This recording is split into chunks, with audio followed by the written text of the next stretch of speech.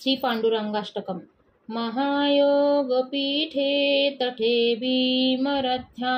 वरं पुण्डरीकाय दातुं मुनीन्द्रे समागत्यतिष्ठं तमानन्दकन्दं परब्रह्मलिङ्गं भजे पाण्डुरङ्गं तडिद्वाससन्नीलमेघावभासम् रमामन्दिरं सुन्दरं चित्प्रकाशं वरं त्विष्टिकायां समन्वस्य पादं परब्रह्मलिङ्गं भजे पाण्डुरङ्गं प्रमाणं भवाब्धेरिदं मामकानं नितम्बकराभ्यां धृतो येन तस्मात् विधातुर्वसते धृतो नाभिकोश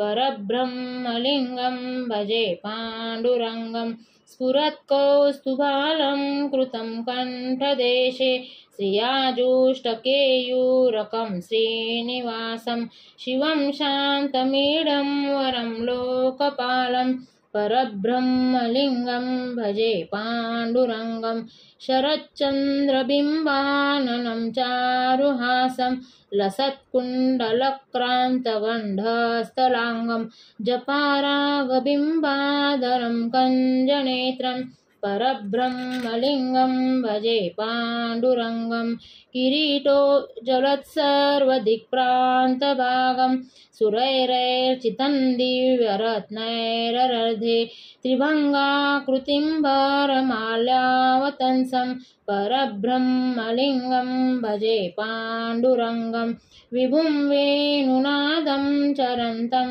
दुरन्तं स्वयं लीलया गोपवेशं दधानं गवावृन्दकानन्दनं चारुहासं परब्रह्मलिङ्गं भजे पाण्डुरङ्गम् अजं रुक्मिणीप्राणसञ्जीवनन्तं परन्धाम कैवल्यमेकं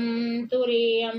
प्रसन्नं प्रपन्नार्तिहं देवदेवं परब्रह्मलिङ्गं भजे पाण्डुरङ्गं स्तवं पाण्डुरङ्गस्य वैपुण्यदं मे पठन्ते कचित्तेन भक्ता च नित्यं भवाम्भोनिधिं तेऽपि तीर्थान्तकाले हरेरालयं शाश्वतं प्राप्नुवन्ति हरेरालयं शाश्वतं प्राप्नुवन्ति। पुंडलिक वरद हरि विठ्ठल श्री ज्ञानदेव तुकाराम।